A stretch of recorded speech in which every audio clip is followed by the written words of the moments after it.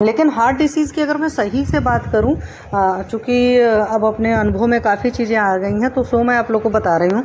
अपनी जो आयुर्वेदिक संहिताएं हैं उसमें हार्ट डिसीज़ के नाम से बहुत रेयर चैप्टर्स हैं। जैसे आप देखेंगे ना, ये सूत्रस्थान, ये ध्यान वह माधव निदान में, जैसे आपने पहले भी देखा था कि अजीर्ण अग्निमांद पर माधव निदान में अलग से चैप्टर था, मतलब स्वतंत्र अध्याय था, अम्लपित्त में स्वतंत्र अध्याय था।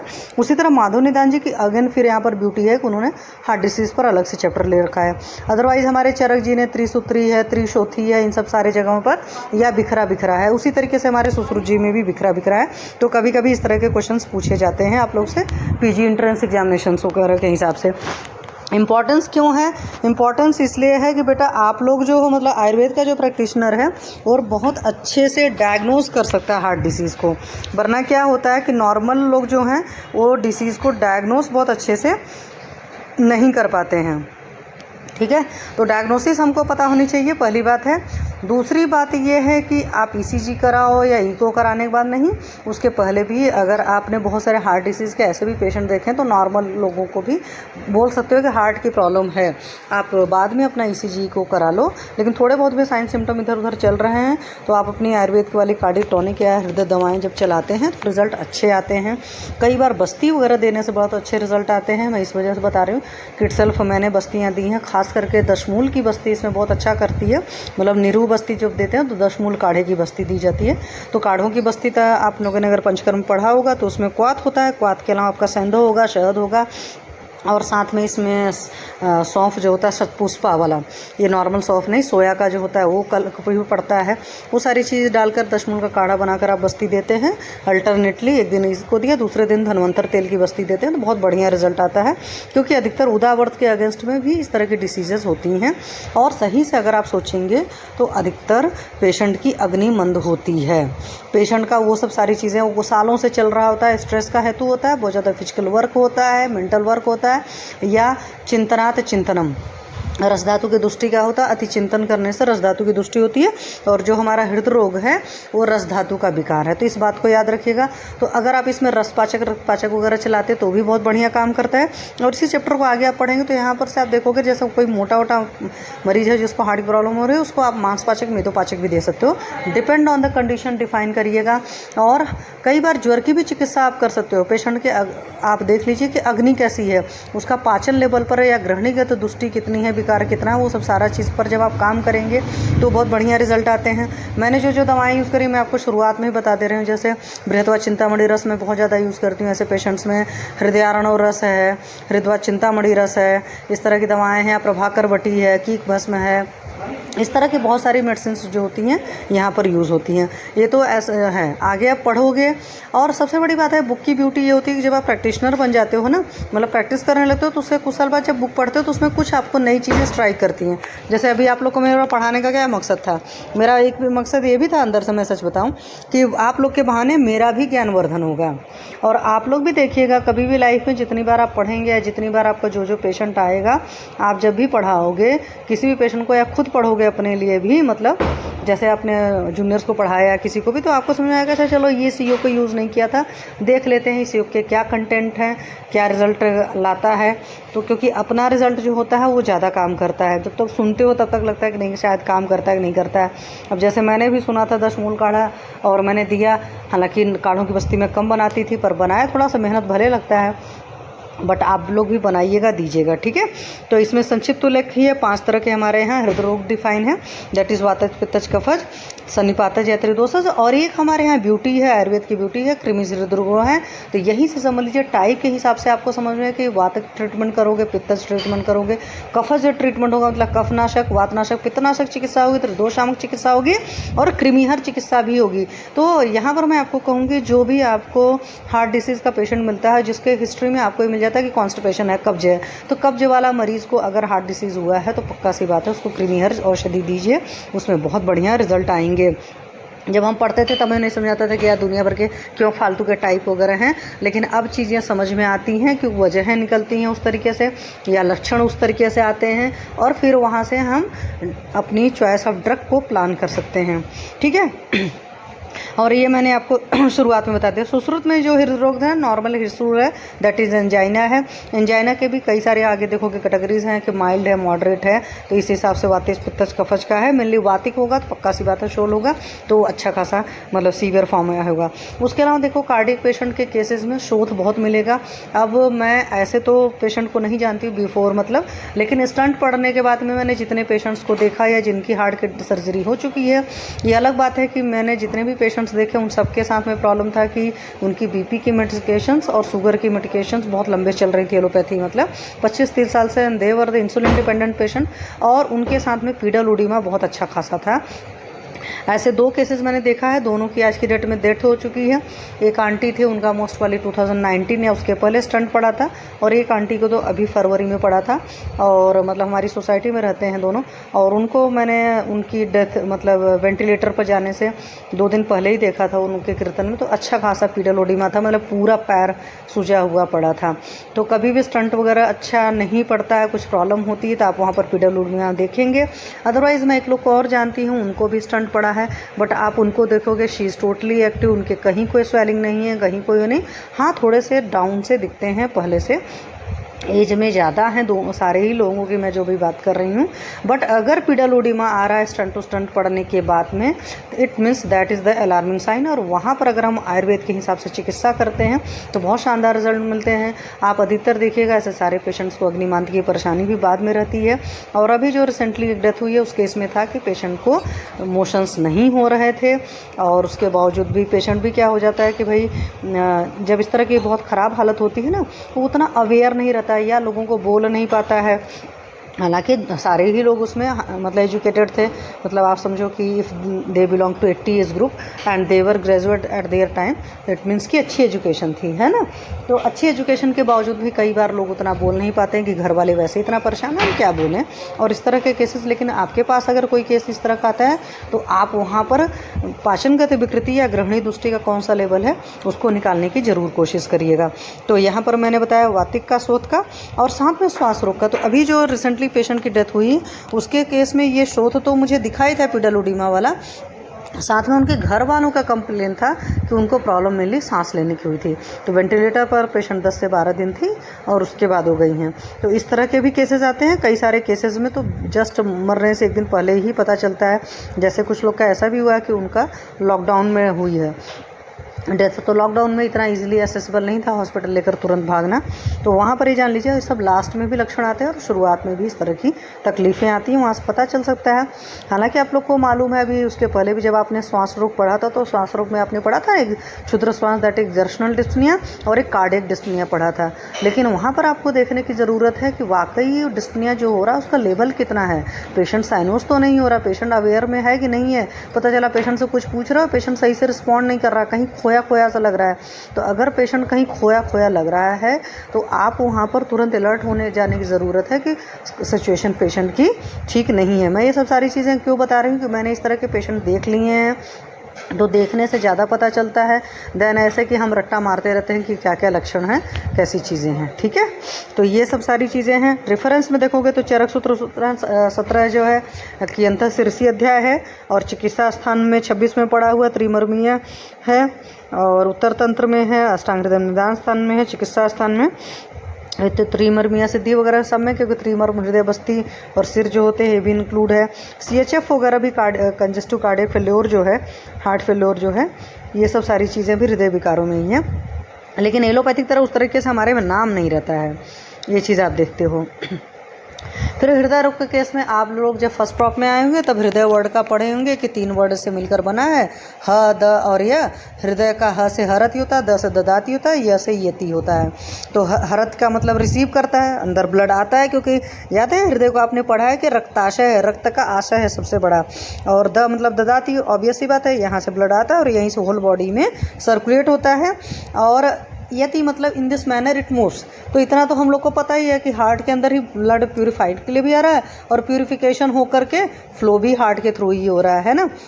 आपके राइट आर्टरियम में, राइट वेंट्रिकल में जो है शुरुआत में होल बॉडी हिस्सा, राइट आर्टरियम में ब्लड नहीं है, superior vena cava, inferior vena cava का ब्लड राइट आर्टरियम में आया, राइट आर्टरियम से फिर राइट वेंट्रिकल में गया, राइट वेंट्रिकल से फिर वो लंग्स में गया होने के लिए प्यूरिफाई हो करके फिर आपका यहाँ पर आया लेफ्ट आर्टरियम में, फिर लेफ्ट आर्टरियम से आपके लेफ्ट वेंट्रिकल में आया, लेफ्ट वेंट्रिकल से फिर होल बॉडी सर्कुलेट हुआ। तो ये सब सारी चीज़ें तो आप लोगों ने अच्छे से पढ़ी रखी है और क्वेश्चन आता है तो कभी लगता है कि आपको आयुर्वेद का उसमें कम याद है तो थोड़ा बहुत ये सब आपने जो फर्स्ट प्रॉप में फिजियोलॉजी में पढ़ कर रखा है वो सारी चीज़ें भी थोड़ा सा लिख सकते हो, थोड़ा डायग्राम बना सकते हो, रे डायग्राम स्टाइल में भी रिप्रेजेंट कर सकते हो। ये तो बहुत बेसिक है, इतना जो मैंने अभी आपको बताया ये तो 7th 8th तक के साइंस में ही इतना आ जाता है और इतना आप लोग को याद रहता है।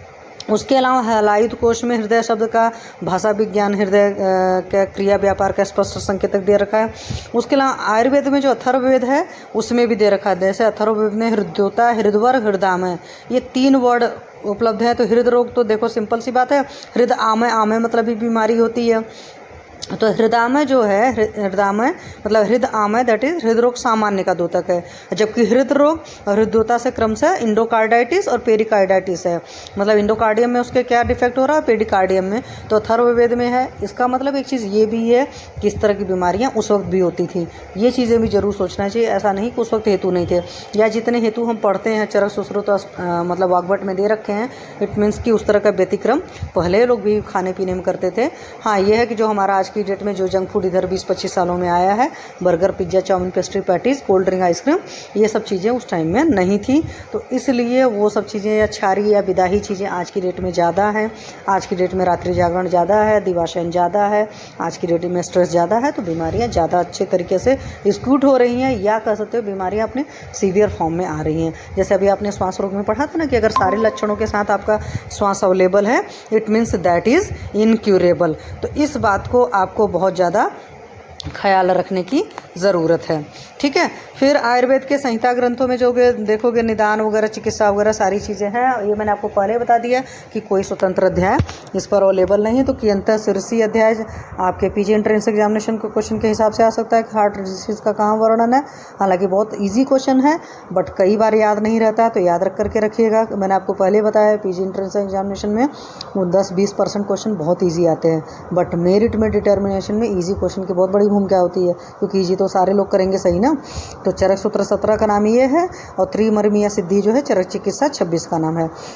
उसके अलावा त्रिमर्मीय सिद्धि अध्याय जो देखा है और त्रिमर्म चिकित्सा अध्याय तो चरक सिद्धि 9 में भी दे रखा है, और चरक चिकित्सा में मतलब 3 जगह तो दे ही रखा है, और वर्णन कई सारे जगह से। दूसरी बात है कि अगर आप गुल्म की बात करोगे तो गुल्म के जो 5 स्थान है ना आयुर्वेद में, उसमें चरक जी ने भी हृदय को इंक्लूड किया है। गुल्म, पार्श्व और नाभि, हृदय, बस्ती, आमया, इस तरीके से करके वहाँ पर है। तो ये 5 अंग में हृदय का भी स्थान है, और गुल्म का मतलब होता है कि पेन टाइप का जो भी रीजन है, तो वहाँ से भी हृदशूल का वर्णन है।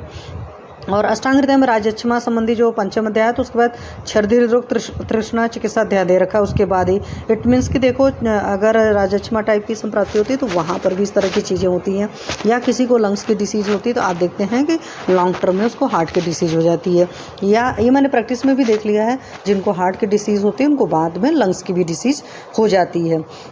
उसी तरीके से भेल संहिता, हारी संहिता और काश्यप संहिता में भी इन सब चीज़ का वर्णन तो है बट सीधा वर्णन नहीं है। और जबकि जो गरुड़ पुराण है आपका, उसमें हृदरोग का विस्तृत उल्लेख है। और गरुड़ पुराण मतलब पुराण हमारे 18 होते हैं ना, तो अष्टादश जो महापुराण हैं उन महापुराणों में गरुड़ पुराण भी आता है। गरुड़ पुराण की ही ये गरुड़ कथा कही जाती है। जब किसी की डेथ वगैरह होती है ना तो उसमें होता है। तो आप ये देखोगे, मैं खुद गई थी तो मैंने 2 पुराण देखे थे जिसमें डिसीज़ के बारे में ज़्यादा था, बट मैं परचेज़ नहीं किया था। मीन्स पुराणों में भी सब सारी चीज़ें आपको मिल जाएंगी। तो अगर किसी को हार्ट स्पेशलिस्ट बनना है तो मैं वहाँ पर ये बताने की कोशिश करूँ कि आपके पास एटलीस्ट चरक का पूरा आपको पता होना चाहिए, सुश्रुत पूरी पढ़ी होनी चाहिए, मतलब हार्ट डिसीज से रिलेटेड।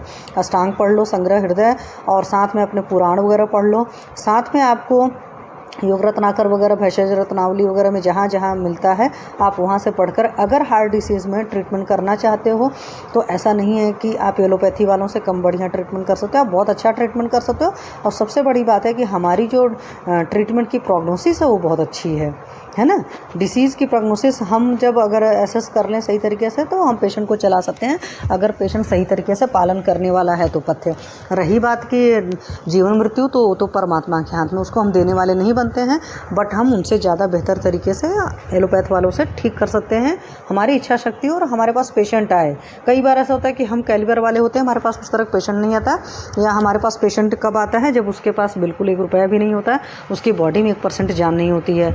जैसे आज से 20 साल पहले ऐसा होता था जब एलोपैथी वाले मना कर देते थे कि ले जाइए घर, इनकी सेवा करिए, 2-4 दिन के मेहमान हैं। ऐसे केसेस होने पर, चाहे वो सीए का केस हो, चाहे हार्ट डिसीज़ का केस हो, जब वेंटिलेटर का इतना ज़्यादा वो नहीं था, या ख़ास करके आज से 20 साल पहले इसमें मतलब गवर्नमेंट हॉस्पिटल में इतना वेंटिलेटर पर पेशेंट को रखना लोग नहीं पसंद करते थे। उनका ये डॉक्टर्स का थोड़ा सा रहता था, भाई जब कोई इंसान जाने ही वाला तो क्यों उसको बैठकर इतना दुखी कर रहे हो, जाने दो उसको शांति से। तो तब लोग आते थे, तो इस वजह से ट्रीट नहीं होता था। बट अभी थोड़ा सा पब्लिक भी अवेयर है, जल्दी आती है, तो देन यू कैन ट्रीट, आपके हाथ में है। और परमात्मा ने जो हमको दे रखा होता है रियल में हम उतना ही कर पाते हैं। हमारी पढ़ने की जो इच्छा होती है वो अलग बात है, हम पढ़ते रहते हैं, बट करते रहना चाहिए, क्योंकि पता नहीं कब किस चीज़ का पेशेंट आ जाए। जैसे प्लांट्स लगाने में होता है आयुर्वेद में, आपके पास बहुत सारी चीज़ें होता है, आपने प्लांट बहुत सालों से लगाया, तब जाकर कोई पेशेंट आता है, अचानक पेशेंट आ गया तो आप थोड़ी कर पाओगे। जैसे मैं खुद ही बताऊं, एक दिन मुझे पत्र पोटली श्वेत करना था, और अर्का और मेरे पास धतूरा दोनों के ही पत्ते बिल्कुल प्लांट ही सूख गया था। तो उस वक्त अपने आप पर बहुत फ्रस्ट्रेशन हो रही थी कि दुनिया के भर के पौधे लगाए हुए हैं, ये पौधा सूख गया क्योंकि मौसम का असर था। तो उस वक्त फिर मुझे समझ आया कि नहीं, इनके तो वैसे वाले पत्ते उठार करके सुखा करके रख लेना चाहिए था, वो उस वक्त काम आता है। जबकि पत्र पोटली श्वेत वगैरह में हमेशा फ्रेश पत्ते ही काम आते हैं। ठीक है, तो ये सब सारी चीज़ों का ख्याल रखना होता है। मतलब आप अपनी तैयारी पूरी करके रखिए, पेशेंट कभी भी किसी भी बीमारी का आ सकता है। उसके अलावा आपके पास में मध्यकाल में तो दिया ही है, और माधव निदान जी का तो मैंने बता ही दिया। हृदरोग पर स्वतंत्र अध्याय, रस्तरिंग्री, रसेंद्र सार संग्रह, रसरत्न समुच्चय, रसराज दीपिका, रसेंद्र, ये सब दुनिया भर के जो हृदरोग चिकित्सार्थ विविध औषधियों का वर्णन है। तो जैसे चाहे आपका बृहद व चिंतामणि रस है, चाहे प्रभाकर वटी है, हालांकि प्रभाकर वटी में कम वो चीज़ें हैं और सेफर साइड ज़्यादा है, बट बहुत सारी औषधियाँ भी आप देखोगे कि लास्ट में दे रखा है काफ़ी ज़्यादा, कम से कम 15-20 दवाएं हैं। और उसके अलावा और भी हैं जो रस औषधियाँ हैं। रस औषधियों के केस में आपको अच्छी तरीके से पता है कि रस औषधि 40 दिन से ऊपर यूज़ नहीं करते, तो कोई भी रस औषधि लंबा मत यूज़ करिएगा, इस बात का ख्याल रखिएगा। और वो प्रदेश स्थिर रक्त संचारी कोष्ठांग विशेष जो है हार्ट है, वो आपको पता ही है। फिर उसके अलावा ये मैंने सारी चीज़ आपको संवहन वगैरह पता ही। भेल संहिता में मन का स्थान बोला गया है, तो वहाँ पर मन का स्थान जो बोला गया है वो बोला गया तालू और सिर के बीच में है। तो भेल संहिता में पंचहृदय का भी वर्णन है। तो ये जो आपका इंद्रवस्ती मर्म वगैरह है, तल हृदय मर्म जो है दोनों हाथ में, दोनों पैर में जो है, और उसके अलावा एक हृदय, और तो वहाँ पर पंचहृदय का वर्णन भी आया हुआ है। ठीक है, और ये जो ब्लड सर्कुलेशन है ये आप लोगों ने पहले पढ़ा हुआ, तो पूरा यहीं से। तो लेकिन यहाँ पर भेल संहिता में गर्भाक्रांति के 3रे महीने से हृदय काम करने लगता है। ठीक है, हार्ट में तो अगर आप यूएसजी कराते हो तो 6th वीक पर कार्डियक एक्टिविटी आती है अगर यूएसजी कराएंगे, लेकिन जब आप सुनने बैठते हैं तो एटलीस्ट 16 से 18 हफ्ते में आपको एफएचएस सुनाई देती है स्टेटों में। लेकिन जो भेल संहिता में वर्णन है, उन्होंने कहा 3रे महीने से हृदय काम करने लगता है, और दोहृदयावस्था शायद 4th मंथ से, या इस तरह की टर्मिनोलॉजी आप लोग यूज़ करते हो।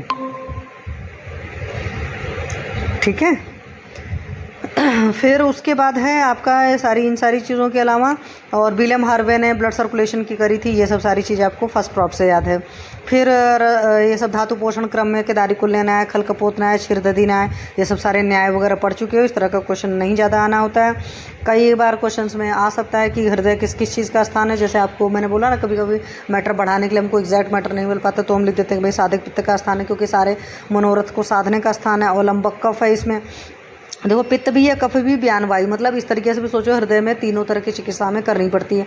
बयान वायु हमारी सर्व शरीर का तो भी होती है और हृदय में भी होता है। तो अगर सर्कुलेशन में प्रॉब्लम होती है तो सिंपल सा समझ लो कि बयान वायुगत दुष्टि होती है। और अगर हृदय बहुत घबरा रहा है तो धीरता स्थिरता किससे आती, कब से आती, इट मीन्स कि वहाँ पर अवलंबक कफ की भी तकलीफ है। ठीक है, तो ये सब सारी चीज़ें हैं। संवहन वगैरह आपको पूरा पता ही है, यहाँ पर मुझे कुछ भी बताने की जरूरत नहीं है। उसके अलावा अष्टांग हृदय के टीकाकार अरुण दत्त ने स्पष्ट किया, शुद्ध रक्त फेफड़ों से लौटकर वापस हृदय में आता है। मतलब जो सर्कुलेशन हमारे यहाँ है आयुर्वेद में है, वो एलोपैथी वाले तो आपको ज़्यादा चीज़ पता है कि एलोपैथ के हिसाब से आयुर्वेद में है। और पुंडरी किरण सदृशम जो वाला श्लोक है, अगर वो श्लोक आप लोग को याद है तो बहुत अच्छा है, जो फर्स्ट प्रॉप में आप लोग रटते थे। उसके अलावा ऑक्सीजन शोषण अब ये सब सारा सब कुछ आप लोग को सब पता है। यहाँ पर मुझे कुछ ज़्यादा बताने की ज़रूरत नहीं। इंटरस्टिशियल फ्लूइड है, एक्स्ट्रा सेलुलर फ्लूइड है, ये सब फ्लूइड का बैलेंस वैलेंस है, ये सब आपने ऑस्मोस्टिक प्रेशर वगैरह में सब कुछ पढ़ रखा है। आहार में करोगे तो अति उष्ण गुरु कषाय तथा तिक्त पदार्थों का सेवन। तो अति उष्ण गुरु तो आजकल मेजॉरिटी लोग का है कि गुरु पदार्थ खाते हैं। कुछ लोग की आदत होती है बहुत गरम गरम चीज़ों को खाने पीने की, ठीक है। कषाय मतलब कुछ एस्ट्रिजेंट वगैरह का भी कुछ लोग सेवन करते हैं। ऐसा नहीं कि कषाय रस ही प्रॉपर जो खाने में, और भी 50 तरह की चीज़ें आज की डेट में अवेलेबल हैं जो लोग खाते रहते हैं, या बहुत ज़्यादा इस तरह के कड़वे चीज़ें खाते हैं। और बिहार में श्रम करना, एक्सेस श्रम मैंने आपको पहले ही बता दिया। ये अष्टांग हृदय में है कि कहाँ पर मुझे ये नहीं याद है, बट मैंने कहीं पढ़ा हुआ है किसी शायद अष्टांग हृदय में ये मोस्ट वाली, या मुझे बहुत क्लियर नहीं याद है, लेकिन मैं आपको बता रही हूँ। एक्सेस फिजिकल वर्क और मेंटल वर्क जो दोनों करते हैं साथ में, उनको हार्ट डिसीज होता है। और इसलिए भी मुझे याद है कि मेजॉरिटी पेशेंट इस तरह के देखे हुए हैं। अभिघात है, चोट चपेट तो बहुत बड़ा हेतु होता ही है। अध्ययन तथा अधिक चिंतन, जैसे बहुत सारे लोग बहुत ज़्यादा दिन रात पढ़ रहे हैं, उनको किसी चीज़ का होश नहीं रहता है, तो कई बार एक आध दो बच्चे इस तरह के केसेस में आए हैं। अब कई बार कभी अधिक एज के लोगों को भी इस तरह की प्रॉब्लम होती है।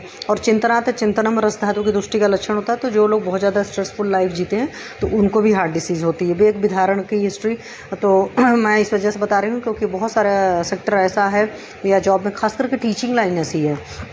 और नॉर्मल टीचिंग की मैं बात नहीं कर रही हूँ, जो प्रोफेशनल लेवल पर टीचर हैं, जैसे कोचिंग इंस्टीट्यूट वगैरह वाले, ये लोग जब अपने क्लास में जाते हैं ना, तो ये लोग अपनी क्लास से 1 सेकंड के लिए भी नहीं निकलते हैं। या जो आजकल कॉन्वेंट एजुकेशन वाले टीचर्स हैं, जहाँ पर प्राइवेट स्कूल हैं, वहाँ पर बहुत इस तरह का टीचर को हिम्मत नहीं होती क्लास छोड़ कर निकले, तो वो लोग अपने बैगों को धारण करते हैं। तो ऐसे सारे केसेस में आपको बैग धारण की हिस्ट्री मिलेगी। जब इस तरह के पेशेंट आएंगे तो आप पूछेंगे कि क्या अपने वर्क की वजह से आप अपने यूरिन या पॉटी के प्रेशर को होल्ड करते थे। और चूँकि रात्रि जागरण होता है तो उस वजह से भी उनके मल का निर्धारण, मतलब जो बेग आना होता है प्रॉपर टाइम पर नहीं आता। बहुत सारे पेशेंट्स ऐसे भी रहते हैं, अपने ऑफिस गए हों तब उनको प्रेशर आया है, अब वहाँ पर माहौल ठीक नहीं है एंड देन उसको रोक रहे हैं, तो उस वजह से अंदर है, तो वहाँ पर आपको कृमि की भी चिकित्सा करनी पड़ेगी। तो ये सारी चीज़ें हैं। संप्राप्ति क्या है कि सारे जो भी उल्टे पुल्टे कारण हैं, उन कारणों से वातादि दोष दूषित हुए हैं, दूषित होकर हृदय में अवस्थित हो जाएंगे, आएंगे। और फिर ऑब्वियस सी बात है कि जब हृदय में आएंगे तो कोई भी चीज़ कहीं आकर क्या करता है, ऑब्स्ट्रक्शन क्रिएट करता है। ऑब्स्ट्रक्शन क्रिएट करेगा तो ब्लड का फ्लो सही नहीं हो पाएगा, तो हृदय रोग होता है। और 5 तरह के होते हैं, सब सारे आपको पता है। कुछ में फंक्शनल डिफेक्ट होता है, कुछ में ऑर्गेनिक डिफेक्ट होता है। मतलब फंक्शनल लेवल पर सिर्फ डिफेक्ट है, ऑर्गेनिक मतलब जैसे लेफ्ट वेंट्रिकुलर हाइपरट्रॉफी आपने पढ़ा, तो इट मीन्स क्या हुआ, वेंट्रिकल की साइज फ़र्क पड़ गई। साइज़ फ़र्क पड़ने का मतलब है कि लॉन्ग टर्म तक पेशेंट जो है हाई बीपी वगैरह का पेशेंट रहा है, तभी इस तरह की चीज़ें फंसती हैं, ठीक है। 1 मिनट कहाँ चले गए भाई। तो लॉन्ग टर्म में अगर रहेगा तभी ऑर्गन डिफेक्ट आता है। जैसे मैं हमेशा पेशेंट को समझाती हूँ कि देखो, अगर सिर्फ आपके ब्लड में डिफेक्ट आ रहा है, इट मीन्स कि अभी नया है। और अगर आपके यूएसजी में फाइंडिंग आ रही है, इट मीन्स कि डिफेक्ट बहुत बड़ा हो चुका है। और कई बार होता है कि आपका लंग्स भी ठीक होता है, मतलब सॉरी, ब्लड रिपोर्ट भी, कौन है भाई, आपका हार्ट भी ठीक होता है, मतलब आपका ऑर्गन भी ठीक होते हैं, आपका ब्लड की रिपोर्ट भी ठीक होती है, बट आपको साइन सिम्टम मिल रहे होते हैं, क्योंकि ब्लड की रिपोर्ट में भी कई बार चीज़ें आने में टाइम लगती हैं, ठीक है। अगर मान लो आपके पास पेशेंट टाइमली आ गया, आपको साइन सिम्टम दिख रहे हैं, तो आप ट्रीटमेंट करिए। क्यों? क्योंकि आपको अच्छी तरीके से पता है कि हमको वो चीज़ देखना ही देखना है। अगर पेशेंट ने अपना साइन सिम्टम बोला, या आप लोगों ने डायग्नोसिस की क्लास में पढ़ लिया होगा कि डॉक्टर को हमेशा अपनी डायग्नोसिस पर ज़्यादा विश्वास करना चाहिए दैन जो भी होती है ब्लड की फाइंडिंग या अल्ट्रासाउंड वगैरह की फाइंडिंग या एक्सरे की finding, means other than your आपके कुछ भी रिजल्ट आता है, तो आपको उस बात पर बहुत ज़्यादा ध्यान देने की ज़रूरत होती है। क्या हो रहा है भाई?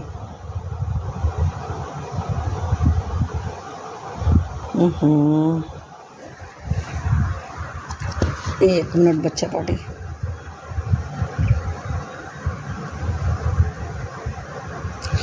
तो ये सब सारी चीज़ें आप लोग समझिएगा। फिर उसके अलावा और क्या चीज़ है इसमें, बस इतना ही है।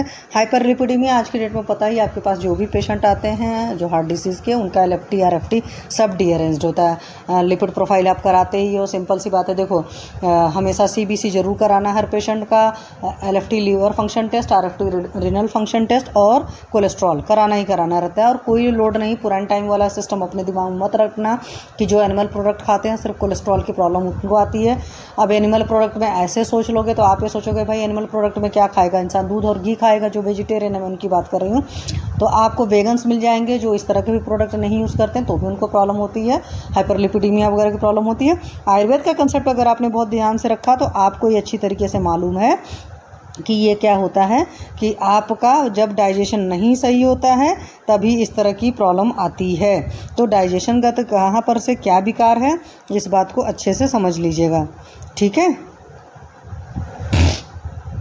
तो ये हुआ, फिर उसके बाद में फिर आगे देखेंगे इन सारे से केसों से। और धमनी प्रत्याय आजकल आर्टरियोस्क्लेरोसिस वगैरह के होता है, कई सारे पेशेंट आते हैं खासकर बीपी के केस में कि भाई आर्टरीज थिक सी हो गई हैं, आर्टरीज के अंदर स्पेस कम हो गया, हाइपरलिपिडीमिया केस में स्पेस कम हो जाएगा और आर्टरीज इटसेल्फ बहुत ज़्यादा एजिंग प्रोसेस हो गया, तो दैट इज आर्टरियोस्क्लेरोसिस या एथेरोस्क्लेरोसिस। तो स्क्लेरोसिस का मतलब क्या होता है, स्टोन जैसा फॉर्म होना। स्टोन जैसा फॉर्म होना मतलब सिंपल सी वर्ड में संस्कृत में तो धमनी प्रतिचय बोलते हैं, हिंदी में समझो तो धमनी काठिन्य बोलते हैं। मतलब धमनी की या आर्टरीज और वेंस क्या है कि वो मस्कुलर स्ट्रक्चर है, वो मसल्स की जो कॉन्ट्रैक्शन रिलैक्सेशन पावर है या इलास्टिसिटी है, वो इतनी इलास्टिसिटी नहीं रह गई है।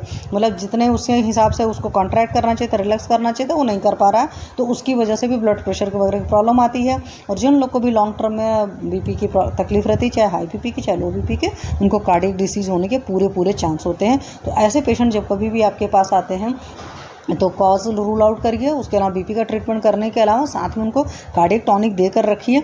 और अगर पेशेंट को ठीक होना होगा तो आपके नॉर्म्स को फॉलो करेगा और ठीक हो जाएगा, ठीक है। इस तरह के तो आहार विहार का व्यतिक्रम हुआ, high calorific and saturated lipid rich diet और सेडेंटरी लाइफस्टाइल जो दे रखा है। जब ये बुक लिखी गई है, हम लोग पढ़ते थे बेटा, तब की ये बुक है, कम से कम 2002 की है, तो आज से 20-22 साल की पहले की है। आपको पता है कि जंक फूड वगैरह वाला या रात्रि जागरण या दिवाशयन के हेतु पहले से अब बहुत ज़्यादा मिल रहा है। खास करके रात्रि जागरण जब से मोबाइल का आविष्कार हुआ है तब से ज़्यादा हो गया है। मोबाइल मतलब ये जो हमारी टच पैड वाली स्क्रीन वाला मोबाइल आ गया, सिंपल मोबाइल में चीज़ नहीं था, लेकिन ये जब इस तरह के मोबाइल आए हैं, एंड्रॉयड फ़ोन के आने के बाद से रात्रि जागरण बहुत बढ़ा है। तो रात्रि जागरण से वात और पित्त का प्रकोप हुआ है। तो ये जो आहार विहार के व्यतिक्रम है वो आज की डेट में और ज़्यादा है। उन सब से वजह से मंदाग्नि होगी। मंदाग्नि होने की वजह से जब भी मंदाग्नि होती है तो रसदुष्टि होती है, रसदुष्टि से सामरस बनेगा और सामरस बनने से धमनी प्रतिचय या धमनी काठिन्य होगा, श्रोतोरोध होगा, चेस्ट पेन वगैरह होगा, उससे हृदरोग की संप्राप्ति हो जाएगी। तो इसमें संप्राप्ति घटक में वातादि दोष वात प्रधान है, मतलब हमें वार्षामक चिकित्सा देनी पेशेंट को है। फिर उसके अलावा दूसरे में रस और मेद है। मैंने पहले ही आपको बताया था कि हार्ट डिसीज़ में आपको रसपाचक और रक्तपाचक भी देना पड़ेगा और पेशेंट मोटा है तो मेदोपाचक और मांसपाचक वगैरह भी चलाना पड़ता है। तो ये रटने से आपको ये याद रहता है कि जब कोई पेशेंट आता है हम पाचक कौन कौन से चला सकते हैं। और जो आपके रसपाचक है, रक्तपाचक के सारे क्या है ना, रक्तगत आम का पचन करते हैं, रसगत आम का पचन करते हैं और सारे आपकी ज्वर की चिकित्सा वाले ही हैं। ये भी मैं आपको बता दूँ। तो कहा जाता है ना कि ज्वर जो होता है जन्म से मृत्यु तक लेकर अवेलेबल रहता है, तो आपको हर पेशेंट में उसका ट्रीटमेंट देना ही देना है। अधिष्ठान में हृदय है, आपको पता ही है, तो इसमें आप हृदयवृष्टि भी कर सकते हैं। ये भी मैं आपको बताऊं, बहुत सारे लोग ने जैसे महाबला तेल वगैरह की हृदयवृष्टि वगैरह करी है, जैसे पैल्पिटेशन वगैरह के केस हो रहे थे ना पेशेंट को। बाहर लोकल ट्रीटमेंट का एक फ़ायदा ही रहता है कि अगर हमने अग्नि को उतना ज़्यादा संदूषित नहीं भी किया है तो हम लोकल में ऑयल दे सकते हैं। मतलब ये इस तरीके से ट्रीटमेंट में तो आप महानारायण तेल वगैरह की भी हृदयवृष्टि कर सकते हो पेशेंट को। यहाँ पर बहुत हल्का सुपोषण रखना है और आप करके देखिएगा, अच्छे रिजल्ट आते हैं। और सबसे बड़ी बात है कि हृदयवृष्टि में ज़्यादा ऑयल भी यूज़ नहीं होता है, तो आप बहुत अच्छा ट्रीटमेंट है, करके देखिए पेशेंट के केस में। और स्रोतस में रस व स्रोतस है तो रसपाचक वगैरह देखना ही पड़ेगा। और रस की चिकित्सा में लंघन दीपन पाचन लोमन कराना होता है। इट मीन्स कि हार्ट पेशेंट को भी लंघन दीपन पाचन लोमन कराएंगे। वमन संसर्जन जो संशोधन कर्म में वमन अवॉइड करने की कोशिश करिएगा। बहुत ज़्यादा अगर आपको कॉन्फिडेंस रहेगा तभी हार्ट डिसीज़ को कराइएगा पेशेंट को, अदरवाइज़ वमन कराने में थोड़ा सा बचते ही हैं। सामान्य लक्षण में क्या है, बैवर्ण है, मूर्छा, ज्वर का सिक्का, श्वास मुखबेर, तृष्णा, प्रमोह, सर्दी, कफोत्कलेश, रुझा, रुचिर तथा नभिबंधन लक्षण हो सकते हैं। आपको पेशेंट देखकर डिसीजन लेता है।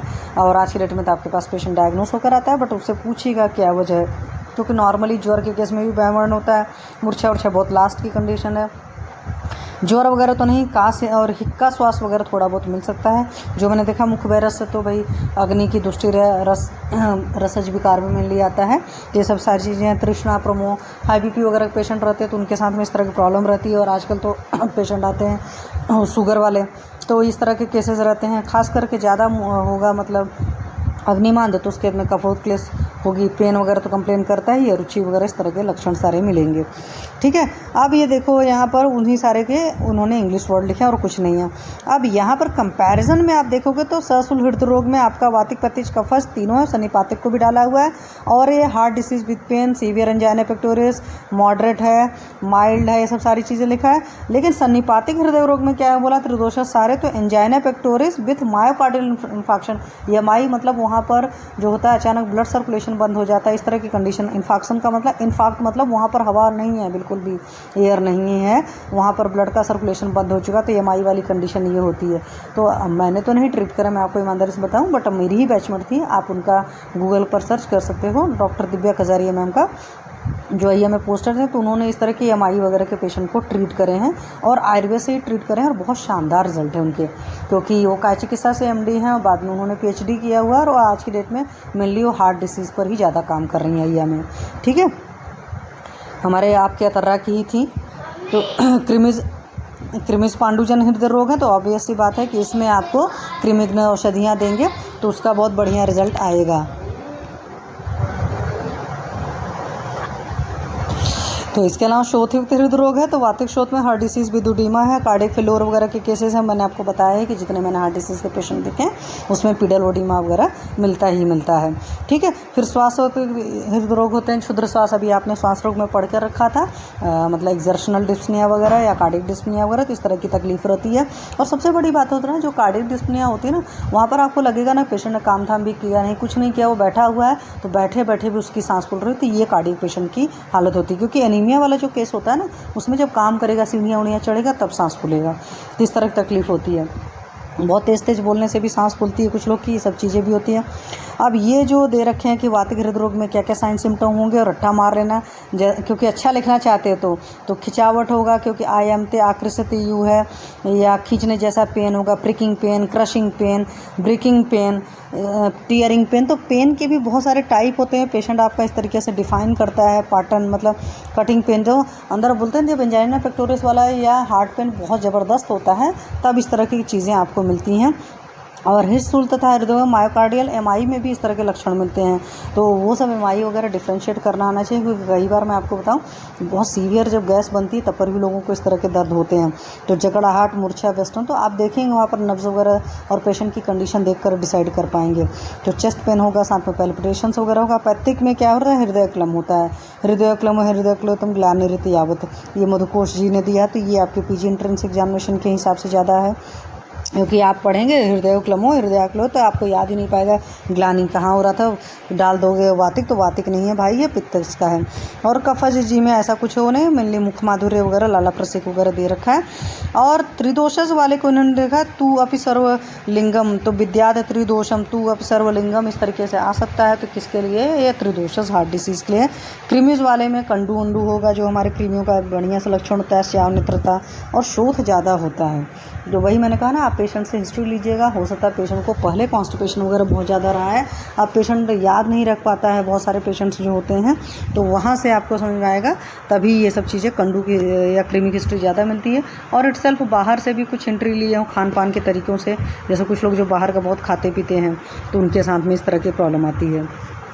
तो कृमि हेयर चिकित्सा वगैरह करेंगे तो उससे बहुत बढ़िया है। फिर बैक्टीरियल इंडोकार्टाइटिस वगैरह आजकल दुनिया भर के होता है, तो बैक्टीरियल बैक्टीरियल वायरल जो भी हो ना, उसको में भी आप समझा करो, कृमि की चिकित्सा हमें करना ही है। अपथ्य सेवन के कारण ज़्यादा कृमि उन्हीं अलग मतलब बनते हैं।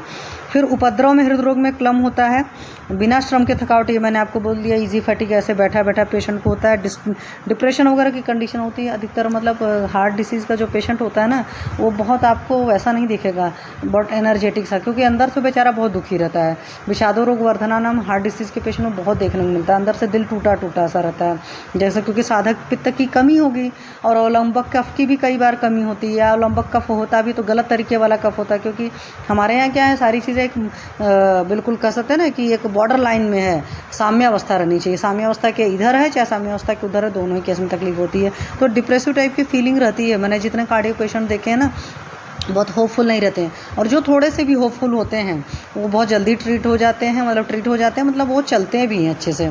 जो लोग बहुत खास करके मैंने देखा यहाँ पर जो बहुत शुद्ध सात्विक होते हैं, ये सब गुरु बहुत मानते हैं, मतलब उनके पास जाते रहते हैं, उनका माइंड हमेशा बटा रहता है, और जो बैठ करके दिन भर सिर्फ अपनी बीमारी के बारे में सोच रहा है, भले वो घर में काम कर रहा है, उसका ध्यान उतना नहीं बढ़ता। तो इसी वजह से मैं कहती हूँ कि धर्म का नशा करना और सारे नशों से बेहतर है, क्योंकि धर्म के नशे वालों को मैंने देखा थोड़ा सा वो ज़्यादा बेटर साइड ज़िंदगी जी लेते हैं। मरना तो जिसको जिस दिन है बेटा उसी दिन मरेगा, ठीक है। हम और आप ज़िंदगी देने वाले नहीं होते किसी को, चले हम चिकित्सक हैं। तो वहाँ से मैं इसलिए बोल रहा हूँ कि अगर आप अपने पेशेंट को काउंसिल कर सकते हो तो उनको बोलो कि कुछ भी इस तरह की मेडिटेशन वगैरह करें, और अकेले बैठकर मेडिटेशन वगैरह नहीं करें। जो डिप्रेशन का पेशेंट का एस्ट्रोलॉजी में भी बोलते हैं कि बेस्ट इलाज होता है डिप्रेशन के पेशेंट के लिए कि जितना ज़्यादा सोशल हो सकता है उतना सोशल रहे।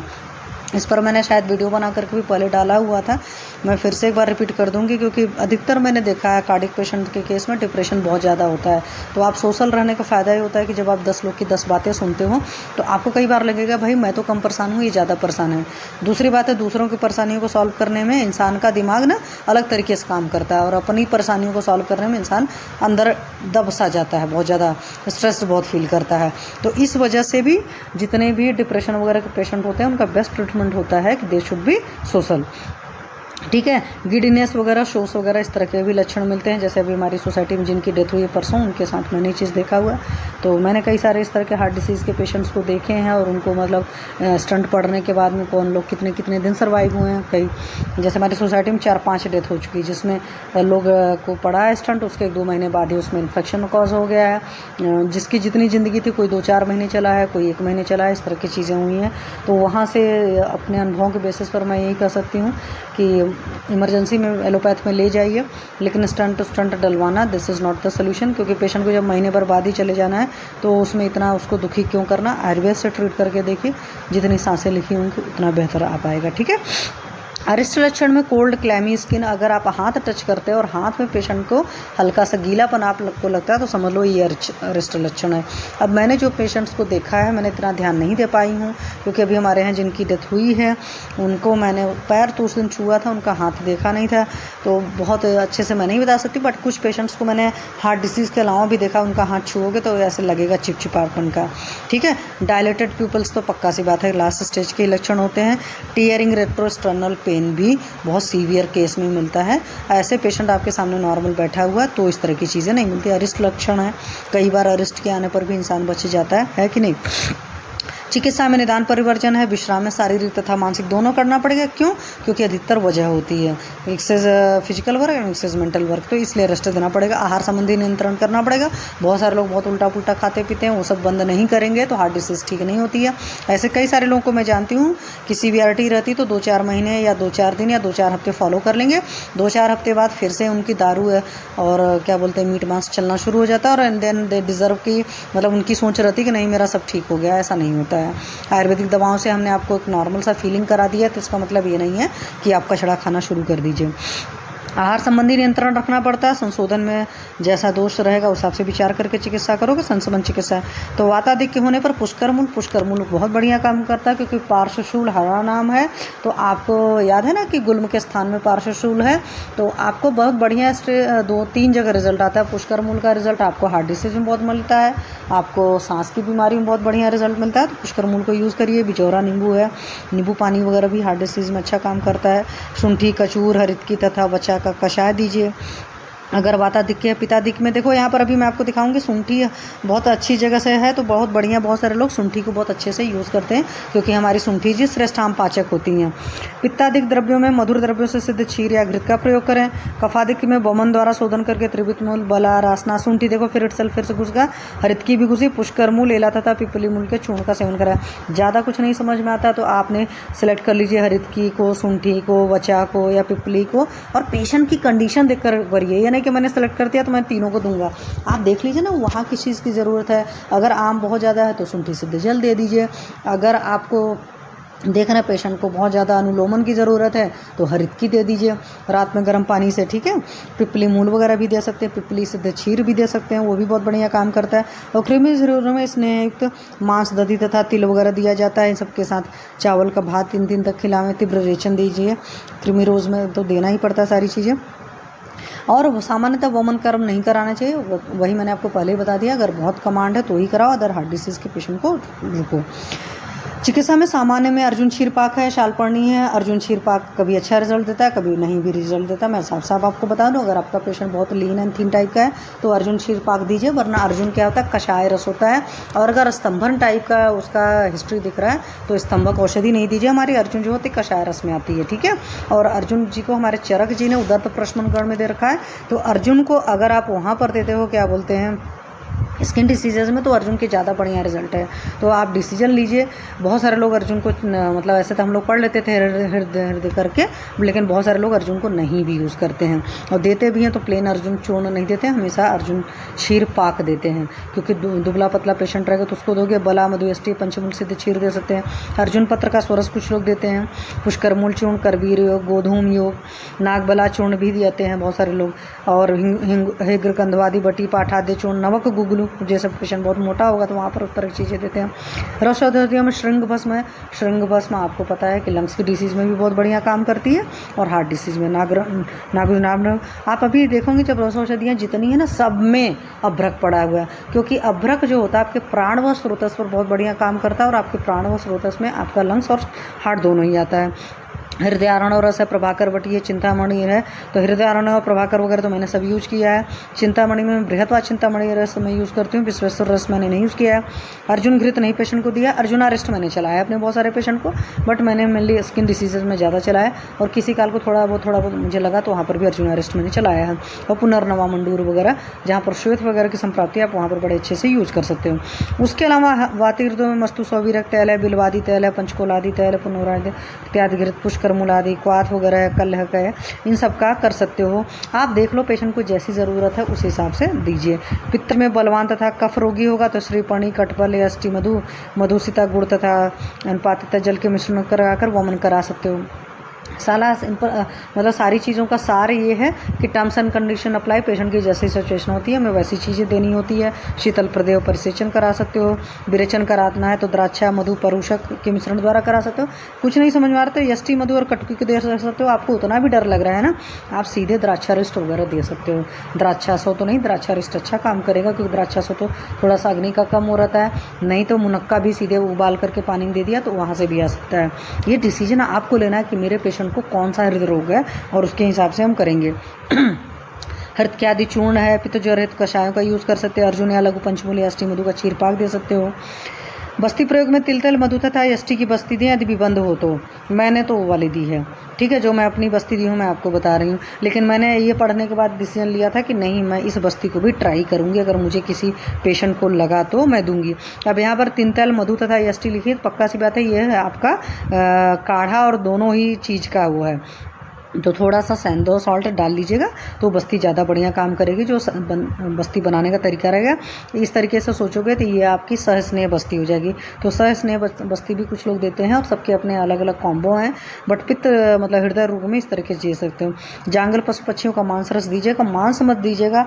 अभी मेरा एक पेशेंट था, वो कहता है मैं मीट खाता हूँ, क्योंकि आजकल ये हुआ। मैंने कहा भैया जी मीट नहीं खाना है, you can take it as in soup form, ठीक है। तो लोग खाते रहते हैं, अग्निमंद रहती है और उससे कुछ होता नहीं है, तो इस बात का ख्याल रखिए। द्राक्षा घृत है, कसूरादि घृत, द्राक्षा घृत का फ्लेवर बहुत अच्छा होता है, तो पेशेंट को आप दे सकते हो द्राक्षा घृत, राडीमादि घृत वगैरह। हारहुरादि चूर्ण ये मैंने यूज़ नहीं किया। लीला विलास रस, अगर आपको पता है कि हार्ट में साथ में चेस्ट के भी और तकलीफ है लंग्स वगैरह के, तो ये लीला विलास रस वगैरह यूज़ कर सकते हो, जैसे खासकर वो राजच्छमा टाइप का या सांस वाली तकलीफ ज़्यादा लग रही है। कफ हृदय रोग में स्वेदन युक्तिपूर्वक वमन तथा उपवास वगैरह निर्दिष्ट है, क्योंकि भाई कफ की चिकित्सा में ये उपवास जरूर करते हैं। कुलत्थी योधानिक मांस रस, मध्य तथा उष्णोदक, मध्य में सेल्फ हमेशा याद रखिएगा, आयुर्वेद वाला मध्य है, ये आज का उदका नहीं है। त्रिविधादि चूर्ण, सूक्ष्म एलादि चूर्ण, वचादि चूर्ण, जहाँ पर देख रहे हो बहुत ज़्यादा पेशेंट डिप्रेस्ड है तो वहाँ पर दोगे, क्योंकि वचा जो है हमारी संज्ञा स्थापन में आती है। पुष्कर मूलादि चूर्ण, हृत्यादि क्वाथ, कटफलादि क्वाथ है। त्रिदोषज में सर्वप्रथम लंघन करा करके फिर उन्होंने क्या करा है, कि दोष बल प्रविचारण पर औषध आहार व्यवस्था करानी चाहिए। फिर पुष्कर मूलादि चूर्ण, नाग बलाकुट, सब सारे कक्कूब आपको पता है अर्जुन को ही बोलते हैं कक्कूआदि चूर्ण।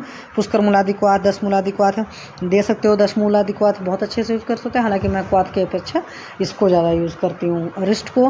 बट अगर पेशेंट को ओडीमा ज़्यादा है तो 10 मूल का क्वाथ आप यूज़ करिए, क्योंकि 10 मूल हमारा शोधर है। हालांकि मेरे को वैसे केस में भी मिला है, बट कई बार क्या होता है कि हार्ट डिसीज़ के पेशेंट, कार्डियक, साथ में शुगर के पेशेंट होता है, तो शुगर के पेशेंट को आसोरिस्ट यूज़ नहीं करते। क्यों नहीं यूज़ करते? उसके पीछे की वजह है कि आज की डेट में जितने आसोरिस्ट मार्केट में बने आते हैं उसमें शुगर का कंसंट्रेशन बहुत अच्छा खासा होता है। अगर आप उस तरीके से बना सकते हो जिसमें शुगर नहीं पड़ी है तो then you can use it. ठीक है। पिपली क्षीर है, अरिष्ट पार्थ्यादिष्ट है, घृत वल्लभ घृत है, अष्टाधिघृत है, बलावधि घृत, अर्जुन, ये सब सारी चीज़ें। नहीं तो बाद में आप कहोगे मैम ने तो बोला था, मैंने तो दे दिया आपको। ये भी तो देखो ना उस कंपनी की चीज़ में क्या बना है, प्रिजर्वेटिव के फॉर्म में क्या डाल रहे हैं। कई सारे जगह देखोगे सिरप उरप जो भी आते हैं आजकल, उन सब में 50% तक इसका शुगर का बेस डालते हैं अपना कंसंट्रेशन बढ़ाने के लिए। समझ लो कि दवाओं को लॉन्ग टर्म तक प्रिजर्वेटिव का भी काम करता है और कॉस्ट कम हो जाती है, तो इस वजह से भी कंपनियाँ यूज़ करती हैं। फिर स्वदंष्ट्रार्थ, तो स्वदंष्ट्र आपको पता है गोच्छुर को कहते हैं। लहसुन पाक है, हृदयारण और रस है। हृदयारण और रस का रोगादि का मतलब बुक जो है रसयोग सागर है, तो इस तरह का पीजी एंट्रेंस एग्जामिनेशन क्वेश्चन आ सकता है। हृदयारण और रस कहाँ पर आया है? हृदरोग हरबटी, ये भी रसयोग सागर में आया। हेमामृत रस जो है ये भी रसयोग सागर में। नवायस लो जो है ये भी रसयोग सागर में है। चिंतामणि रस भी वही रसयोग सागर में है। तो ये रसयोग सागर के एक साथ इतने हैं तो रट लेना, ये आपके पीजी एंट्रेंस एग्जामिनेशन के हिसाब से है। कल्याण सुंदर रस जो है आपका भाव प्रकाश में आया है। हृदयेश्वर रस ये भी रसयोग सागर का है। विश्वेश्वर रस ये भी भाव प्रकाश का है। त्रिनेत्र रस भाव प्रकाश का है। नागार्जुनाभ भी भाव प्रकाश का है। पंचानन रस भी है। तो ये आप मतलब रख लीजिएगा रसयोग सागर के कौन कौन से योग हैं और कौन से भाव प्रकाश के हैं। तो पीजी एंट्रेंस एग्जामिनेशन में इस तरह क्वेश्चन पूछे जा सकते हैं। प्रभाकर वटी का भी उल्लेख भाव प्रकाश ने किया है, तो बेहतर है अगर प्रभाकर वटी यूज़ करने को है। आयुर्वेद सार संग्रह में तो पलटा ही है, एक बार भाव प्रकाश पलट लोगे तो आपको ज़्यादा अच्छे से पता चल जाएगा। एक हमारी शंकर वटी जी हैं, शंकर वटी को भी यूज़ करते हैं। शंकर वटी को आप यहाँ पर भी किडनी डिसीजेज़ में भी काफ़ी अच्छा से यूज़ करते हैं। फिर उसके अलावा औषधि योग में हृदसूल में हिंगवादि चूर्ण, पटोलादि चूर्ण, एवानी शाडो, त्रयोष्णाधिघृत। त्रयोष्णाधिघृत बहुत सारे लोग बहुत यूज़ करते हैं, क्योंकि त्रयोष्ण मतलब आपका त्रिकटु है। अजमोदादि पेय है, जीवनीघृत, दाडिमघृत, च्यवनप्राश अवलेट, डिपेंड ऑन द सिचुएशन वाली है। हृदरोग में च्यवनप्राश दे सकते हो, ऐसा नहीं है कि नहीं दे सकते हो, वही डिपेंड करेगा पेशेंट आपका शुगर पेशेंट ना हो। ठीक है। त्रायमाणादि वासादिघृत, दंती हरित की, तालिशादि, अर्जुन आरिष्ट, अभय आरिष्ट, मध्व आरिष्ट, शिला जतुबटी, चित्रकाधिघृत, मृग सिंहभस्म, मकरध्वज वगैरह यूज़ करते हैं। एकल औषधि में पुष्कर मूल, तिल तैल, सवरचर, लवण, हिंगू, मृंग सिंह, रसोन, मध्य सब हृदय रोग में अभया यूज़ कर सकते हैं। अमल की, बल्लातक, अर्जुन, करबीर, वन, पनाल, डूंगू, गुलू, जैसी कंडीशन रहती है आप यूज़ कर सकते हो। तो ऐसा नहीं है कि नहीं हरित की देते हैं, हरित की भी अच्छे से यूज़ करते हैं। हृदय द्रव्य में आपके पास में हृदय मतलब अधिकतर अम्ल रस वाली औषधियाँ हैं, कुछ हृदय वाली भी हैं। आप उन सबको यहाँ पर इन्होंने कहा कि विटामिन सी होता है, एंटीऑक्सीडेंट होता है। तो ये जो बुक लिखी गई है अब मुझे समझ में आ रहा है, हम लोग का थोड़ा माइंडसेट चेंज हो चुका है, थोड़ा सा एलोपैथिक के हिसाब से भी इस बुक को लिखा गया है, क्योंकि बहुत पुरानी बुक है। तो उस टाइम के लोगों की, आयुर्वेद वालों की थोड़ी सी सोच अलग होती थी, अभी अलग तरीके से सोचते हैं। अभी हम ये मानते हैं जैसे हमने भले बहुत क्रिटिकल पेशेंट नहीं मतलब डील करे हैं, बट इतना मुझे पता है कि जो आयुर्वेद की अपनी बेसिक सोच है, संहिताओं के पढ़ने से खासकर जो आती है, वो ज़्यादा वाकई अच्छी है दैन एलोपैथिक माइंडसेट से। हमें डायग्नोसिस वहाँ से हम भले बनाना सीख जाएं, बट उसके बाद भी एक अपने आप आयुर्वेद की डायग्नोसिस बनाइए और अपनी दवाओं का सिलेक्शन करिए और पूरे विश्वास के साथ करिए। विश्वास के साथ आप तभी कर पाएंगे जब उनका रसगुण विपाक एक एक चीज़ बहुत अच्छे से पता होगा, इंडिकेशन कॉन्ट्रा इंडिकेशन पता होगा, पेशेंट को हम जज कर पाएंगे। प्रॉब्लम क्या होता है, हम पेशेंट में ना दोषों को सही से नहीं जज कर पाते, तब वहाँ से तकलीफ होती है। जब नहीं समझ में आए तब फिर कॉमन रास्ते पर चलिए जो बिल्कुल सेफर साइड ड्रग्स होती हैं। तो इनका ये कहना है कि विटामिन सी एस्पिरिन की तरह वर्क करता है। अब मैं यहाँ पर कमेंट नहीं कर सकती हूँ। हालांकि विटामिन सी के केसेस में आपको बता दूं, किडनी डिसीजेज़ में भी विटामिन सी काफ़ी दिया जाता है। नींबू पानी आप अपने किडनी के पेशेंट को काफ़ी हो रखिएगा। ठीक है। तो हृदय जो है महाकषाय यूज़ किया है चरक जी ने। तो हृदय महाकषाय में आम्र, आम्रातक, लकुच, कर्मर्द ये सब है। ये जो चरक सूत्र 4 है, षड्विरेचन शताश्रुति अध्याय है, उसमें 50 महाकषाय हैं। उस 50 महाकषाय में एक हृदय महाकषाय है। तो आप इसमें देख लो, इसमें हमारे अर्जुन जी का नाम नहीं है, इसमें आम्र का नाम है। मतलब आम हमारा हृदय होता है, आम्रातक है जिसको बोलते हैं, लकुच है, कर्मर्द है, वृक्षाम्ल है, अम्लवेतस है, कुवल है, बदर है, बदर मतलब आपका बियर हो गया, मातुलंग मतलब आपका जो नींबू नॉर्मल है, दाडिम हमारा अनार। तो दाडिम सोरस आप बहुत सारी जगह बहुत अच्छे से यूज़ कर सकते हैं। हार्ट के पेशेंट को अगर लग रहा है कि बहुत वीकनेस वगैरह है, आप उनको दाडिम सोरस के अनुपान पर रखिए, बहुत सारी चीज़ें। और बहुत सारे लोग रखते थे पुराने टाइम के वैद्यों को देखो तो दाडिम देते थे, पेशेंट को होता था कि रोज़ एक अनार लेना ही लेना है। अन्य कथित हृदय पदार्थ में मंदू, सवीर, घृत, बिलेपी, मांस, एरंड है, यूज़ कर सकते हो। शुंठी, सवरचर, लवण, यौछार, सेंधव, जंगल मस, मध्य कुष्मांड, महाशिव, शाक, सुमन, सतावरी, पुष्पति, पलादिगण है। जैसे कुछ नहीं समझ में आता है कि पेशेंट को मान लो लग्जेटिव के फॉर्म में देना, आप एरंड ऑयल दे सकते हो। बड़े आराम से लो डोज के साथ शुरू करिए, दूध के साथ दीजिए। उसके अलावा पुराण मधु है, लोद्र कषाय रस है, तिक्त रस है, कुलत्थी है, तिल तेल है, सब आपने देखा। अब यहाँ पर मैं आपको क्यों दिखा रही हूँ, ये देखो हृदयारणव रस है। हृदयारणव रस में पारद, गंधक और ताम्र भस्म पड़ा है। तो देख लीजिएगा किसी पेशेंट का अगर ज़्यादा लीवर का वो नहीं है तभी दीजिएगा, वरना ताम्र भस्म के केस में थोड़ा सा शोधन मारण अगर अच्छे से नहीं हुआ तो प्रॉब्लम आती है। ठीक, इसमें भावना, त्रिफला और काकमाची कषाय की पड़ी है। हृदयारण और रस को यहीं से मैं आपको बताऊं, अगर त्रिफला कषाय के अनुपान के साथ देते हैं या काकमाची स्वरस के साथ देते हैं तो बहुत बढ़िया काम करता है। क्योंकि कई बार भावनाएं ये लोग कंपनी अच्छे से नहीं देती, तो वहाँ पर जो उनकी भावनाएं हैं वो अनुपान में आप रख देते हैं तो उससे आपको शानदार रिजल्ट मिल जाते हैं। चिंतामणि रस जो है उसमें भी अभ्रक पड़ा हुआ है। प्रभाकर बटी में भी देखो अभ्रक पड़ा है। नागोजान में सहस्त्रपुटी अभ्रक पड़ा है। प्रसादी भस्म में भी अभ्रक है। हृदयेश्वर रस में भी है। हृदरोग हर बटी में भी है। कल्याण सुंदर रस में भी है। विश्वेश्वर रस में भी है। त्रिनेत्र में है। शंकर बटी में बस नहीं पड़ा है। ठीक है, तो शंकर बटी के लिए देखो कितने ढेर सारे आपके पास अनुपान है। आप चाहे काकमाची सोरस दे दीजिए, चाहे अदरक के सोरस के दे दीजिए, चाहे आप वासा बेलू सोरस या अर्जुन के क्वाथ के साथ दे दीजिए। आपके पास बहुत सारी चीज़ें पता चल जाती हैं यहाँ से। कई बार हमें अनुपान समझ में नहीं आता कि हम किस अनुपान के साथ दें, तो बहुत सारे लोग क्या करेंगे, अर्जुन वाले अनुपान के साथ दे दो। हर चीज़ का नहीं, जहाँ पर जिस चीज़ की जो भावना द्रव्य है ना, अगर आप उसके अनुपान के साथ देते हैं तो वाकई बहुत बढ़िया रिजल्ट आता है। और कई बार हमें ये भी देखना पड़ता है कि हमारे आसपास अवेलेबल क्या है, अवेलेबिलिटी भी तो होनी चाहिए। तो उस वजह से कई बढ़िया, जैसे हृदयेश्वर रस का देखो कुमारी सोरस की भावना दे रखी है, तो लीवर की काफ़ी प्रॉब्लम है तो वहाँ पर उसके साथ में दीजिए, अच्छा काम करेगा। कुमारी इटसेल्फ पित्तरेचक का काम करती है। उसके अलावा जवाहर मोहरा है। मैंने खुद अपने मन से तो नहीं यूज़ किया था, बट मेरे को केस में किसी ने रिकमेंड किया था तो मैंने उनके मन से दिया था। तो हृदय अपघात वगैरह में ये बहुत बढ़िया काम करती है। जवाहर मोहरा पिस्टी जो है। अकीक भस्म हृदय दौरपल्य में बहुत काम करता है। पैल्पिटेशन वगैरह के पेशेंट को इसको यूज़ करके देख सकते हैं। अगेन LFT RFT कराने के बाद में ही रसौषधियाँ यूज़ किया करिए। ऐसा ना हो कि LFT RFT बहुत ज़्यादा डीअरेंज हो और आप ये यूज़ करो, पेशेंट कल को बोलने लगे कि आपकी दवा से असर आया है। इस बात का हमें बहुत ख्याल रखना होता है। मकरोध्वज वगैरह को भी सर्कुलेटरी फेल्योर वगैरह में यूज़ करते हैं। हालांकि मैंने मकरोध्वज को कम यूज़ किया है क्योंकि मेरी एक आदत है, मैं रसौषधियों में कुछ ही रसौषधियाँ सबसे ज़्यादा धड़ल्ले से यूज़ करती हूँ। जैसे स्वर्ण बसंत मालती हो गया, या बसंत कुसुमाकर हो गया, बृहत व चिंतामणि रस हो गया, या प्रभाकर वटी, ये सभी कुछ यूज़ करती हूँ। मैं सारी नहीं यूज़ करती हूँ, तो मैं आपको पहले बता रही हूँ। आप यूज़ कर सकते हो बड़े आराम से। देख लो पेशेंट की कंडीशन क्या है, LFT RFT को देख कर डिसीजन ले सकते हो। उसके अलावा कषाय है, योगाभ्यास वगैरह के केस बहुत बढ़िया काम करते हैं। यहीं पर मैं आपको बता दूं, मैंने अपने मतलब जो है YouTube चैनल पर डाला हुआ है हस्तबद्ध बक्ष मुद्रा, बहुत बढ़िया कार्डिक टॉनिक की तरह काम करती है, वो देख लीजिए। तल हृदय मर्म है, दोनों ही पेशेंट को काम करता है, चाहे हाई BP हो चाहे लो BP हो, वो चीज़ें हैं। और हस्तबद्ध बक्ष मुद्रा हो गई, तल हृदय मर्म हो गया, और साथ में बयान वायु को करने के लिए वायु मुद्रा कराइए, और आपको ये क्या बोलते हैं ज्ञान मुद्रा कराइए, पेशेंट के स्ट्रेस एंजाइटी कम होगा। साथ में हृदय मुद्रा कराइए, तो ये सब कार्डियक टॉनिक की तरह काम करते हैं। और सबसे बड़ी बात है, जो मुद्राएं हैं, जो मर्म वगैरह हैं, वहाँ पर आपको ये नहीं सोचना कि मुझे हाई BP वाले को कराना है कि लो BP को। प्राणायाम के केस में है कि अगर भाई हाई BP का पेशेंट है तो हमें चंद्रभेदी कराना है, शीतकारी कराना है। शवासन तो दोनों भी चलेगा, चाहे हाई BP हो चाहे लो BP हो, भ्रामरी दोनों को चलेगा। बट लो BP का है तो आपको पता है कि हमें सूर्यभेदी प्राणायाम कराना है।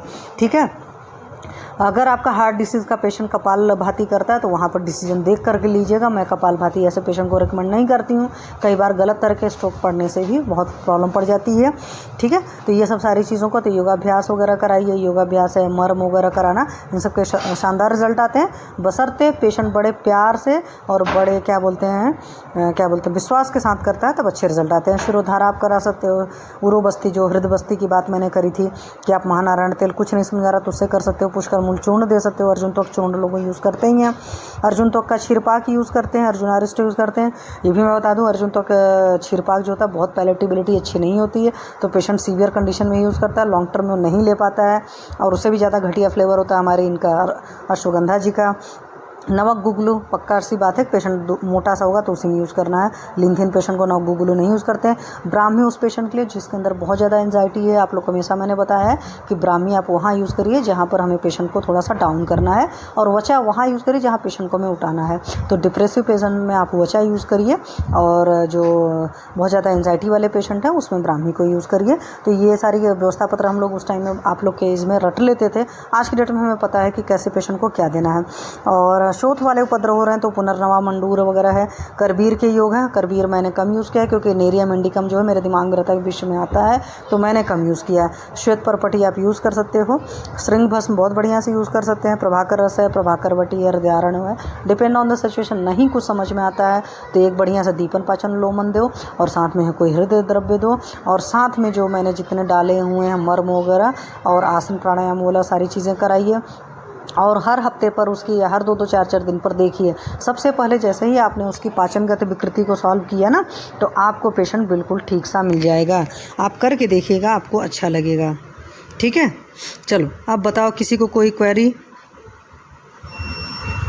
No ma'am. चलिए तो यहीं पर से, हाँ बताइए। लाइफोमा मैम क्या क्या दे सकते हैं मैम? देखो नारगुल से और दसमूल क्वास से इतना अच्छा रिजल्ट नहीं आ पा रहा है मैम। आप पहले बताइए, हेतु आपने निकाला कि नहीं? हेतु निकाला है मैम। बात और पहले जो मतलब ऑयली चीज जंक फूड है मैम बहुत ज्यादा यूज कर रहे थे, लेकिन अब बिल्कुल बंद करवा दिया। हाँ तो अभी बंद करा दिया है ना, तो जंक फूड वगैरह ज़्यादा खा रहे थे। आपने विरेचन कराया पेशेंट का? विरेचन तो मैम वही हरित की दिए थे मैम शुरू में, तो 1 सप्ताह तक, के बाद मैम हरित की बंद करवा दिए मैम।